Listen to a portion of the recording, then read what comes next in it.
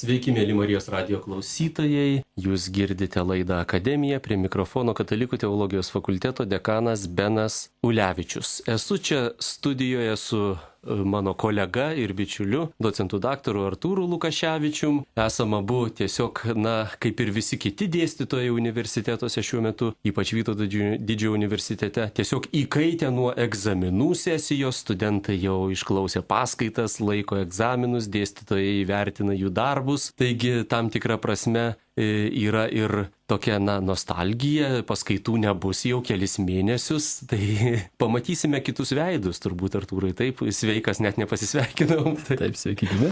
Taigi pamatysime kitus veidus, žmonų, mamų, vaikų veidus išvysime, studentų veidų nematysime vasarą kurį laiką. Aš čia tokiais, gal linksmais juokais pradėjau laidą, bet iš tiesų kokia štai teologijos fakulteto dėstytojo vasara bus mano pirmasis klausimas tau, bet, mėly klausytojai, pristatysiu taip pat ir šią laidą. Šioje laidoje kalbėsime apie Clivo Stapleso Lewiso knygą Didžiosios skyrybos. Neseniai girdėjote laidą apie tiesiog krikščionybę, naujai išleistą Katalikų pasaulio leidyklos Lewiso knygą. Ir po tos laidos mes nusprendėme, reikia tęsti, reikia supažindinti jūs, mėlyjeji, ir su kai kuriom kitom gerom knygom. Bet prieš tai, Artūrai, kaip ir minėjau, mano klausimas tau, kokia tavo vasara, ko labiausiai lauki tuose ateinančiuose vasaros mėnesiuose? Tai ačiū, Benai, už klausimą. Provokacinis klausimas turintis vesti mus link tos knygos, bet tiesą sakant, visai nebūtinai. Ši vasara man tai būna tikrai pabuvimas su šeima daugiau, išvažiuoti kažkur tai prie jūros su jais, važiuoju į piligriminę kelionę į Lurdą, Liepos mėnesį džiaugiuosi ir laukiu. Jeigu vasara turėtų būti skaitymo laikas, tai man taip dažniausiai nesigauna. Man gaunasi daugiau darbai namie su šeima, pasibuvimas, tai skaitymas lieka žiemai daugiau.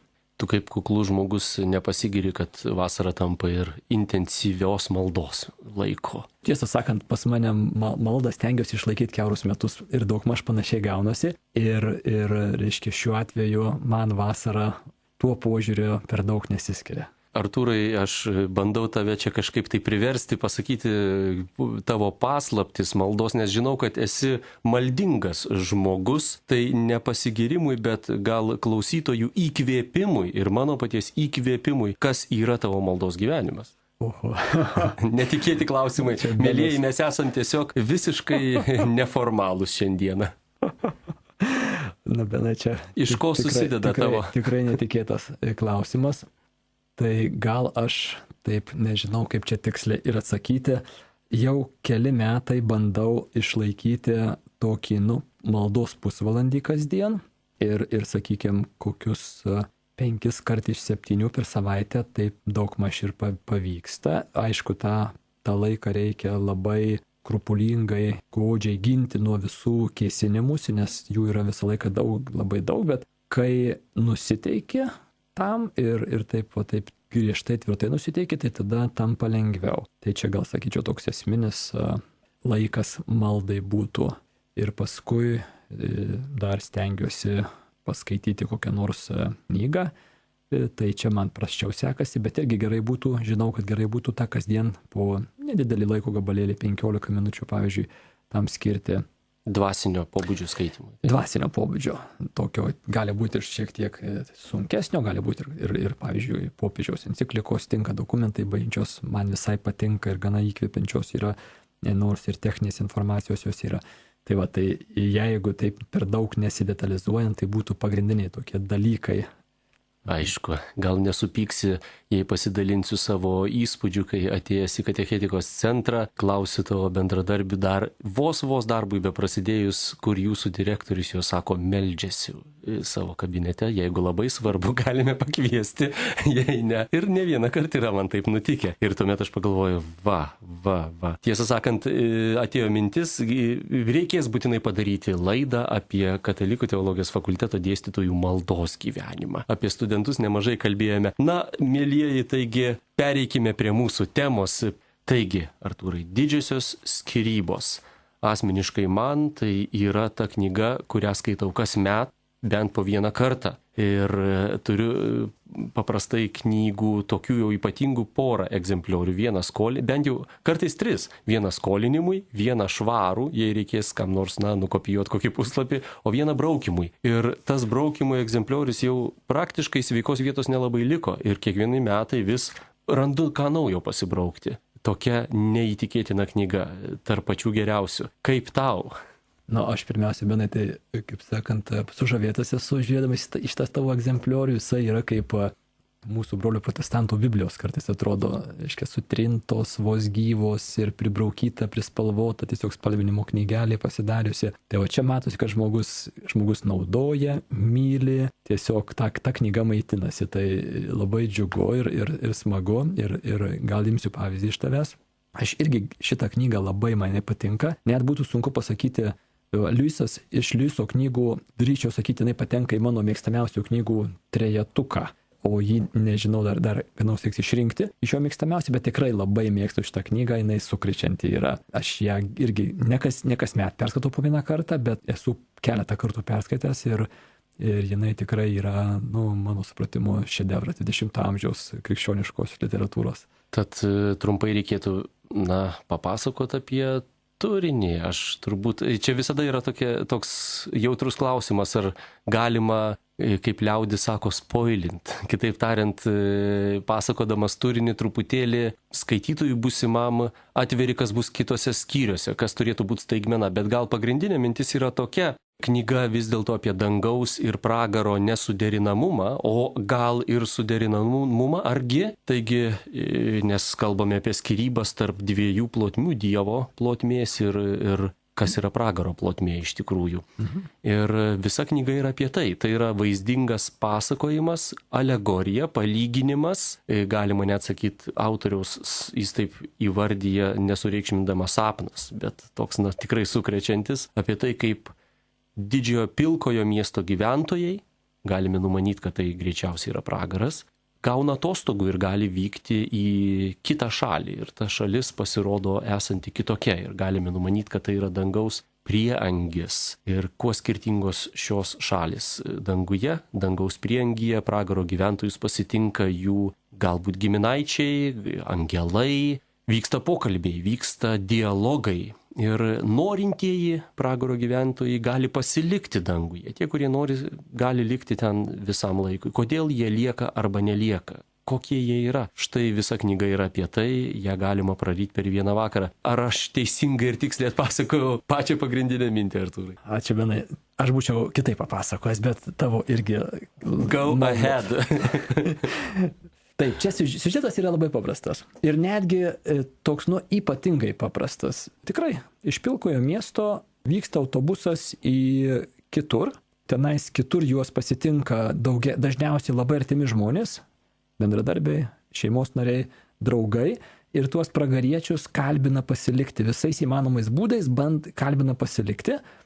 Ir dideliam nustebimui ir sutrikimui skaitytojo jie randa 1000 priežasčių, kodėl nepasilikti. Ir sutrikimas įvyksta tada, kai skaitydamas vieną pokalbį po kito, ir visas siužetas yra tiesiog vyksta pokalbiai. Vienas pokalbis, reiškia, pagrindinis veikėjas, jisai eina per jisai irgi vyksta su tuo autobusėliu ir atvyksta į dangų ir jisai mato prieina prie vienos poros besišnekančiųjų, reiškia, pragarietis ir dangietis kalbasi, kita pora ir jisai tiesiog, reiškia, girdi tos pokalbius.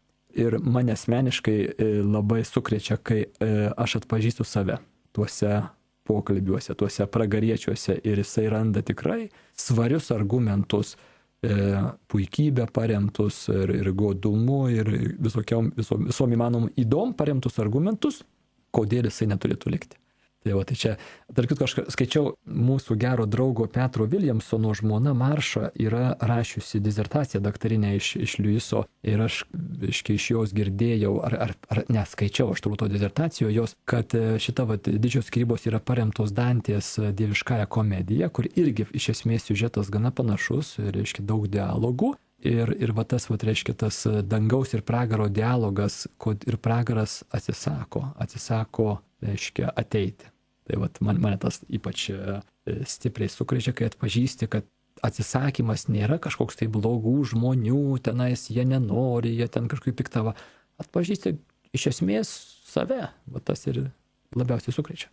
Tad kalbant apie tokią knygą, vis tiek neišvengsime tokių klausimų, o kokios yra pagrindinės priežastys, kodėl tie žmonės nelieka danguje. Vis dėlto, nes dažnai mes įsivaizduojame, kad Dievas skaičiuoja mūsų nusikaltimus, tokius netitikimus dieviškai teisiai, kažkokių nuostatų, taisyklių sąrašui ir tada Dievas sako, man netinka, blogas kolaborantas, tu nekolaboruoji, todėl aš išmesiu tave, nublokšiu į kažkokią ten skylę kažkur kitur ir šioje knygoje pasirodo visiškai kitaip, nors ir būtent krikščioniškoji tradicija čia atsiskleidžia, kai tenka kalbėti apie dangų ir pragarą, štai geriausias krikščioniškos, autentiškos tradicijos paaiškinimas. Bet kadangi mes kalbėsim toliau, apie tai, kas knygoje yra, tai tie klausytojai, kurie norit nepaprastai didelio siurprizo, tiesiog dabar išjunkite radijo imtuvus 15 minučių, tik prisiminkite, kad tai gera knyga, o kitus kviečiame klausyti toliau. Tad kas yra pagrindinė žmogaus kliūtis likti danguje? Kokie pagrindiniai pragaro, to pilkojo miesto ir dangaus ypatumai? Kas ten atsiskleidžia iš tikrųjų? Mes su žmona vis apie šitą knygą vis prisimenam ją retkarčiais. Aš taip siūlyčiau mūsų klausytojams įsivaizduoti gal tokią gyvenimišką situaciją, kur dauguma iš mūsų nesunkiai galim savo gyvenime identifikuoti kokį nors žmogų, ant kurio mes esam supykę. Dėl tikrų arba tariamų priežasčių, ar nesvarbu, visiškai reiškia, esam supykę ir nesvarbu, tai gali būti bendradarbiai, gali būti šeimos nariai, kažkas tai. Ir mes jaučiamės teisingai supykę, mes turime teisę būti pikti ir būti, kaip sakant, prieš jį nusiteikę ir taip toliau. Esame mes tikrai, iš tiesos pusės žiūrint, mes esame įskaudinti, sužeisti. To žmogaus elgesio, žodžių ir panašiai. Na va, ir štai dabar tos knygos siužetas yra toksai.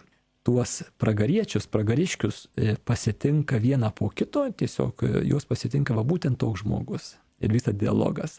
Ir reiškia, šitam pragaro gyventojui reikia atleisti. Ir reikia palikti tą teisingą įsiskaudinimą, tą teisę būti piktu ir savęs gailėtis. Ir kaip ir tas jo artimas žmogus, jisai turėjo priimti Dievo atleidimą ir savo pačiam atleisti, ir savo artimiesiems atleisti. Ir tada jo kviečiamam aš turiu jo vedamas įžengti į dangaus karalystę. Ir tas yra sunku. Ten toks dažnai pasitaikantis siužetas šitas yra. Man taip pat įstrigo būtent šita mintis. Liujisas labai įdomiai, taip sukrečiančiai parodo, kas yra žmogaus tikroji savastis, aš manau. Nes praktiškai jis pasako, kad žmogus visada pateks į dangaus karalystę, jei tai yra žmogus. Nes va tie visi dalykai, apie kuriuos Artūrai čia kalbėjai, tos mūsų kažkokios nuoskaudos, kurios yra dažnai ir dirbtinės tokios, savigaila, savigrauža, nuosavybės jausmas, savinimas į savo vyro, žmonos, vaiko kaip tavo nuosavybės, kažkokios idėjos, į kurias mes įsikimbam patys ir laikom, kad tai yra mūsų gyvenimo pagrindas, tai nėra tikrasis mano aš, tai yra tartum tokie luobai, kiautai, kurie pradeda dengti mano tikrąjį veidą, kurie ryja po truputėlį mano tikrąją sielą, tai pasakykime, ir galiausiai taip žmogus visada pašauktas įeiti į dangaus karalystę, bet jei iš to žmogaus jau beveik nieko neliko, nėra kam tam danguje būti. Ir kaip prisimeni paskutiniam skyriui, Sara Smith, kitaip tariant, paprasta moteris, kuri apgaubta to tokio nuostabaus, švytinčio šventumo, džiaugsmas iš jos trykšta kaip iš upės, ji ateina iš dangaus pasitikti iš pragaro čia atkeliavusio savo to menkučio, mažyčio, tokio pilko šešėlinio vyro, kadaise žemėje gyveno kartu. Ir tas mažutis padarėlis, tas jos vyras laiko už grandinės kažkokį didžiulį keistą sutvėrimą, žmogų su skrybelė, kalbantį dramatišku balsu ir Liujisas sako, na štai yra to žmogus. Ir mes pastebim, už tą mažytį padarėlį kalba jo kaukė. Tai yra dramatiškasis aktorius, kuris visada visada kelia klausimą, ar nesijauti įžeistas, na, kitaip tariant, ir galiausiai, aišku, čia negražu taip tą knygą vėl papasakoti visą, bet galiausiai ta kaukė praryja tą mažutį žmogų. Ir kai lieka iš žmogaus jau vien tik jo kaukė, kai tik jo kaukė yra vietoje tikrojo veido, Dievas negali duoti savo akivaizdos nesančiam dalykui. Ten yra žmogus. Liujisas sako, tai tartum žmogaus pelenai, būtybės liekanos. Jei pavyktų pažadinti tikrąjį žmogų pro tas visas iliuzinės jo susikurtas užkardas kažkokias. Ir man dažnai, pagalvoju, tikrai baisu. Mes visi pažįstame žmonių, iš dalies ir patys esam tame pavojuje, kai tu bandai pasakyti žmogui tikrąją situaciją, o jis tiesiog mato, kad viskas yra blogai, pavyzdžiui, arba kad dėl jo problemų kaltas visas pasaulis, tėtis, mama, žmona, Europos Sąjunga, Rusija, Amerika, Dievas, velnės, kas tik nori ir, iliuzijų pasaulis. Taip mes klausome jūsų, kuris. Klausome. Labą dieną. Labą dieną. Aš, dėkinga Dievui, kad galiu radiją klausyti Marijos mašino ir, aišku, įsijungiau laidą visai netikėtai, nes tokiu laiku būnu namie. Ir suprantat, taip suintrigavot, kad aš net vyrui paskambinu ir sakau, duok greitai Kaune Krikščioniško knygyno telefoną ir nėra jos pirkti. Ir tai ne viena turbūt knyga, tiražas pasibaigęs ir kur tada gauti ją nusipirkti. Aš manau, kad kažkur tikrai turėtų dar būti, ją yra išleidęs Katalikų pasaulis, nes paprastai Katalikų pasaulio leidykla, ją jau tiražas išparduotas, tai jis atsiranda, jis vėl yra išleidžiamas naujai. Tai gal paskatinti ir šios laidos, gal ir jūs užduokit klausimą pardavėjai, kada bus naujai išleista knyga, arba gal knygynas gali gauti iš leidyklos. Ji turėtų atsirasti. Blogiausia atveju reikia ieškoti bibliotekoje, bet paprastai jos išleidžiamos vėl. Ačiū, tai turbūt tiek galiu atsakyti. Žiūriu, 2003 leistas, seniai, beveik be abejonės bus išpirktas bibliotekos. Arba atvykit pas Beną, jisai sakė, vieną turi kaip tik skolinimams, tai taip. Ten miške gyvena kažkur tai. Į fakultetą teologijos atvykite, arba galite įstoti į Katalikų teologijos fakulteto religijos pedagogikos programą, kurse Dogminė teologija 3, kai kalbame apie pragarą ir dangų, visada skaitome didžiasias skyrybas ir jas analizuojame, nagrinėjame, dalinėjamės. Gerai, Artūrai. Čia, Benai, tavo ta mintis dėl tas žmogaus kaukės, Liujisas labai stipriai šitą nagrinėja kitoje savo knygoje, kurią jisai pats laikė savo svarbiausia ir labiausiai pavykusią knygą, tai yra Kai mes turėsime veidus. Ar kažkaip panašiai lietuviškai išvesta yra, šitaip ir yra, ne? Tai tas tikrai, štai mūsų tie, kurie norėtume, bandome, stengiamės gyventi krikščioniškai, po kurio laiko atpažįstame, kad visai nemaža dalis mūsų veiklos, o kartais esminė dalis mūsų veiklos yra nukreipta į ne ką kitą kaip kaukių auginimą. Aiškiai, mes investuojame į kažkokias tai savęs realizavimo, savęs stiprinimo, savęs įtvirtinimo struktūras ir tos pastangos faktiškai galų gale gaunasi ne kas kitas kaip tam tikrų kaukių auginimas. Ir jos daro vieną tokį svarbų dalyką blogą, tai yra atskiria mus nuo tikro buvimo ir nuo to buvimo šeimininko, nuo to, kuris turi buvimą nuo Dievo. Tai vienoje ten vietoje toj knygoje Didžiosios skyrybose, reiškia, toks teologas kalbasi ir jisai pasakoja savo nuostabias veiklas, kiek jisai, reiškia, dirbo ir pastangų dėjo ten kovodamas su tuo, kas jam atrodė kaip neteisinga. Dvasininkas teologas. Ir net dvasininkas yra.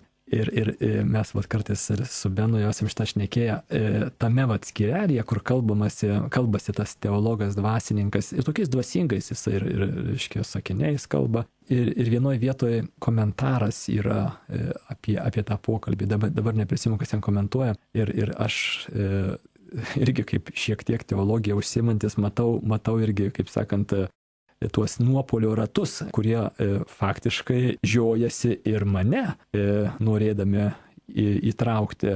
Sako, pradžioj jie domisi tuo, apie ką kalba.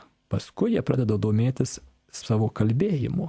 Ir galų gale jie domisi tik savo reputaciją. Tai čia Benai mums teologo nuopolio ratai, ko gero galime kartais atpažįsti žydai slystelėjimus ir duok Dieve mums sąžiningumo atpažinti tai, nes tas slystelėjimai yra užmaskuoti. Tam ir yra teologijos fakultete koplyčia su švenčiausiųjų sakramentu, nes tai iš tiesų gresia. Bet gresia mums visiems iš tikrųjų kaip jau minėjai, įdomi detalė, kad tuos pragaro gyventojus pasitinka būtent tie žmonės, su kuriais žemėje gyvenant nepavyko užmegzti, sakykime taip, meilės ryšio. Meilė nepasisekė kažkaip tai. Ir čia tas žodis komunijo, ryšys, bendrystė labai yra svarbus. Ir ar prisimeni, koks yra tas svarbiausias pilkojo miesto bruožas - astronominiai atstumai. Tai yra labai įdomi mintis. Praktiškai pilkajame mieste tu gali turėti viską. Pragare, ten yra kaip pragaro toks prieangis dar, nes naktis netėjo, dar temsta ir neaišku, kas bus, kai ateis naktis. Bet tu gali įsigyti, ką tik nori, tau tai reikia pagalvoti ir tas dalykas atsiranda. Atrodytų kaip tartum savotiškas rojus, nes pragaras yra priešingybė tiesai. Dangus nėra dvasios būsena, dangus yra tiesa, tikrovė, o pragaras yra dvasios būsena. Pragaras yra mūsų proto sukurtas pasaulėlis. Ir žmogus gali pagalvoti, ir čia jau turi namą. Ką tik nori gali turėti. Tartum atrodytų kaip rojus, bet viena ypatybė yra keista. Milžiniški atstumai tarp gyventojų, nes jie negali gyventi greta. Vos tik kažkas įsikuria greta, jie iš karto susipyksta, įvyksta konfliktas ir jie kraustosi toliau. Ir ypatingai didžiausieji nukariautojai, tokie kaip Napoleonas, Čingischanas, jie gyvena šviesmečių atstumu nuo tos stotelės autobuso, kurie atgabena į pragarą tuos naujus gyventojus. Ir jų visas gyvenimas vyksta praktiškai vaikščiojant iš kampo į kampą ir sprendžiant, kas kaltas dėl jų pralaimėjimų arba išdavysčių. Ir jie, kaip Napoleonas aprašytas, atrodė nedidelis, suvargęs žmogus, pavargęs, bet jis negalėjo sustoti daryti, ką jis daro. Kalti rusai, kalta Žozefina, kalta. Ja, prancūzai. O man dar vienas viena dalį, reiškia, kad tenai sako, pragariečiai bijo to tamsėjimo. Reiškia, tas temsta ir eina visokie gandai, kas įvyks, kai visiškai sutems, bet apie tai draudžiama kalbėti. Ir pragaro mokslininkai intensyviai dirba ir prieina išvados, kad šitas temimas iš tikrųjų nėra temimas, tai iš tikrųjų yra šviesėjimas. Ir progresas. Tai yra progresas link šviesos. Ir yra draudžiama kalbėti apie tai, kad temsta, ir būtina kalbėti apie tai, kad švinta, iš tikrųjų švinta. Ir tai padaro mokslas. Mokslas yra įtraukiamas į tai, kad įrodytų, jog yra ne taip, kaip yra, bet yra kitaip. Ir net ir pragare yra tikėjimas, kitaip tariant, ir ideologija. Aš matau, kad mums kažkas parašė SMS žinutę, klausome. Salomėjai Šeštokų gal yra elektroninis šios Liuiso knygos variantas? Be abejo, kažkur jos yra, bet būtų nelegalu jomis dalintis. Todėl labai raginame, nepabijokite, net ir interneto parduotuvėje įvesti šitą paiešką. Gali būti, kad Šiaulių krikščionių knygynas gali turėti tą knygą. Yra knygynų, kurie siunčia internetu knygas, jas įsigyti nėra sunku, kainuoja jos tiek pat. Na, o jeigu ne, tai teks bombarduoti Katalikų pasaulio leidyklą arba apsilankyti bibliotekoje. Galiausiai net ir Katalikų teologijos fakulteto bibliotekoje. Na. Taigi tęsime pokalbį. Aš matau, mes vis apeiname tokį patį svarbiausią, gal nesvarbiausią, bet įspūdingiausią vaizdinį. Nes vis dėlto atrodytų, jeigu pragaras toks milžiniškas, jis tartum prilygsta dangui, bet tikrovė yra ne ta. Knygos antrojoje pusėje veikėjas užduoda klausimą vienam dangiečiui, dangaus gyventojui, kodėl Dievas, būdamas galingas, nenusileidžia į pragarą, neįžengia į pragarą ir jo neužkariauja. Ir pasirodo, kad tas milžiniškas iliuzijų pastatytas pragaro miestas negalėtų sutilpti net menkiausioje dangaus tokioj žemėje, jei išrauni žolės stiebelį, ten atsiranda mažytė tokia skylutė ir praktiškai ten negalėtų sutilpti, nes dangus yra tikras, o pragaras yra iliuzija. Ir atvykusiai į dangų pirmiausiai pamato, kad jis yra neįmanomas gyventi, jis yra per kietas, negali pakelti nei obolio, nei lapelio nuo žemės, žolė nelinksta po kojomis, neįmanoma panerti kojų į vandenį, toks kietas atrodo dangus ir jie sako, dangus yra nenormali vieta, čia neįmanoma būti, todėl norėtųsi bėgti atgal į pragarą, bet pagaliau jie supranta, kad dangus yra normalus, dangaus gyventojai puikiai ten jaučiasi, bet pragaro gyventojai yra kaip šešėliai, jie yra perskysti, jie taip ir netapo tikrai žmonėmis, būdami žemėje.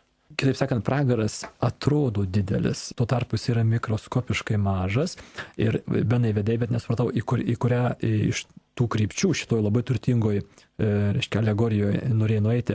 Mane tai sukrėtė ta Liujiso įžvalga, jis sako, ten pokalbis vyksta tarp Liujiso tokio intelektualinio mentoriaus McDonaldas, yra Džordžas McDonaldas. Čia ne tas, kur hamburgerius. Ne tas, čia kitas, čia reiškia yra škotų turbūt rašytojas. Pavardė paplitus kaip Jonas Jonaitis. 20 amžiaus reiškia rašytojas yra, kur faktiškai jo knyga, Fantastės, rodos ta knyga, lietuviškai nėra išversta, jinai buvo tai, ką Liujisas įvardina dar neatsivertęs Liujisas, dar netikintis ateistas, sakė, ta knyga pakrikštijo mano vaizduotę. Ir dar užtruko keletą metų, kol tas krikštas iš vaizduotės persikėlė į kitas Liujiso asmens rytis. Ir vyksta tas dialogas su McDonaldu ir jisai sako šitą klausimą, šitą priekaištą, kodėl Dievas neateina į pragarą, jisai sako, jis atėjo į pragarą. Ir tik tai pats didžiausiasis, tik pats esmingiausiasis galėjo įtilpti tą mikro pasaulį, ateiti iki pačio, reiškia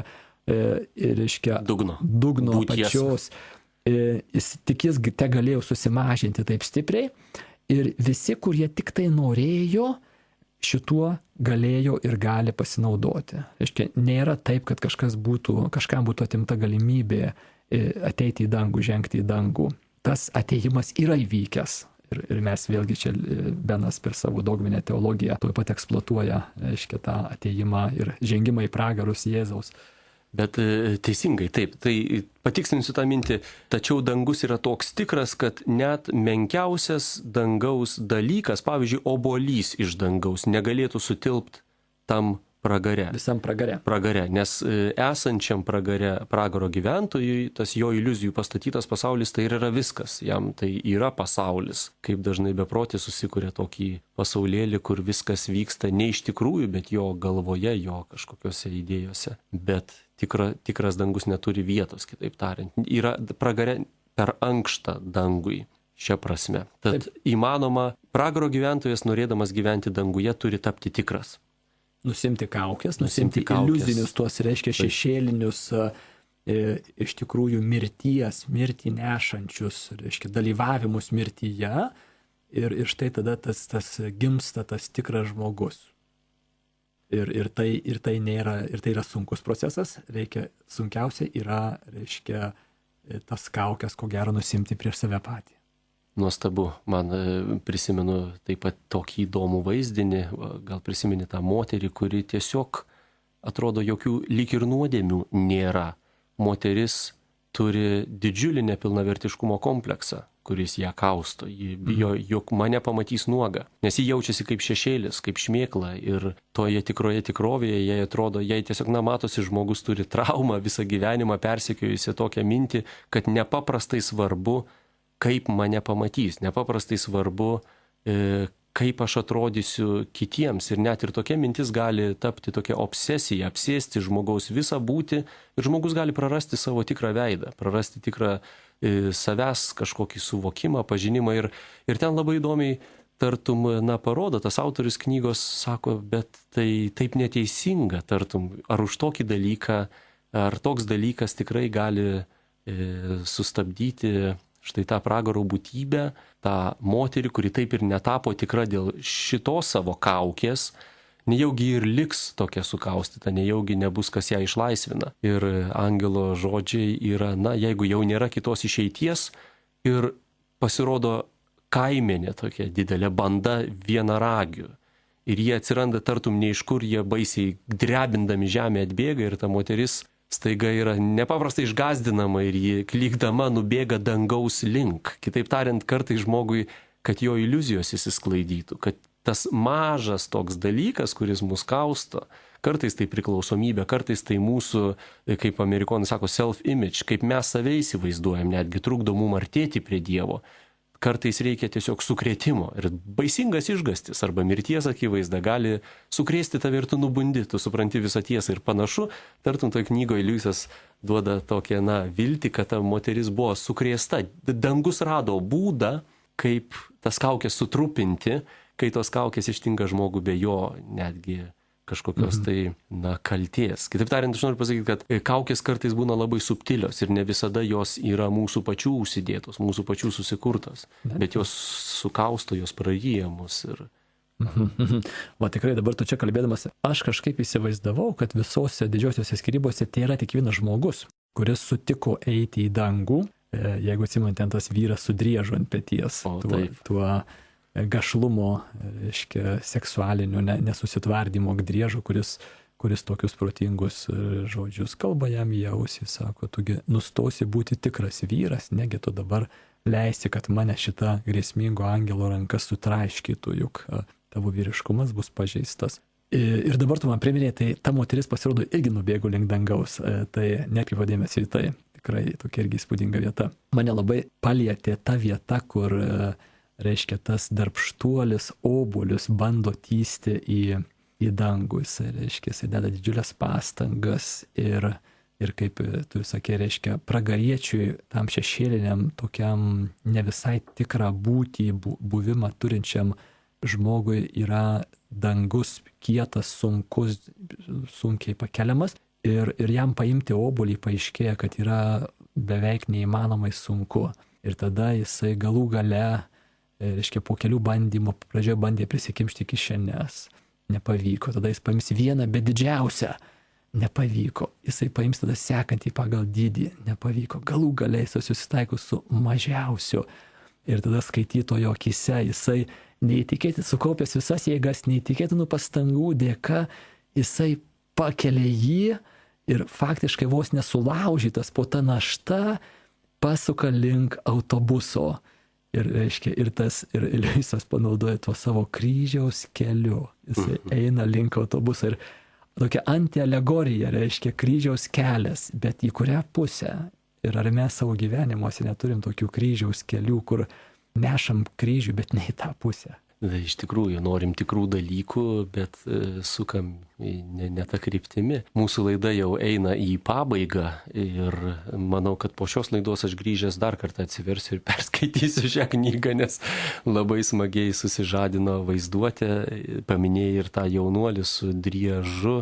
Atsimenu, skaitydamas, ko gero vos neapsiverkiau, nes ten taip nepasakyta, kad tai tikrai gašlumo nuodėmė, nors taip atrodytų, ar ne? Bet, ne, manau, kad ten aišku, ten jo, iš to, ką tas dėžiukas šneka, tai akivaizdu. Bet pati ta drama. Angelas klausė, nieko nereik daryti. Ar nori, kad jį užmuščiau, ar nori, kad jį nužudyčiau. Ir tai yra žmogaus turinčio priklausomybę situacija. Tiesiog let it go, paleisk ir viskas. Dievas pasirūpins. Pasakyk, noriu, kad to neliktų mano gyvenime. Ir kokia didelė drama. Ir galiausiai virpėdamas krenta, taip, maždaug tebūnie. Ir tas išlaisvinimas labai dramatiškai aprašytas. Mieli klausytojai, mūsų laida trumpa. Knyga taip pat labai trumpa, bet įspūdis neišblėstamas. Ja perskaitę, manau, jūsų gyvenime. Ja perskaičius jūsų dangaus ir pragaro, Dievo ir žmogaus, jūsų pačių ir jūsų artimųjų samprata jumise bus jau kitokia. Jūs pasaulį matysite kitomis akimis. Kaip geras reklamos agentas tartum kalbu, bet manau, kad didelė dalis jūs ištiks tas nuotykis, kuris mus ištiko. Tikrai raginam atsiversti, rasti Clivo Stapleso Liujiso. Pavardė rašoma su ta dviguba angliška V raide Levis. Liujiso knyga Didžiosios skyrybos. Knyga išleista Katalikų pasaulio leidyklos.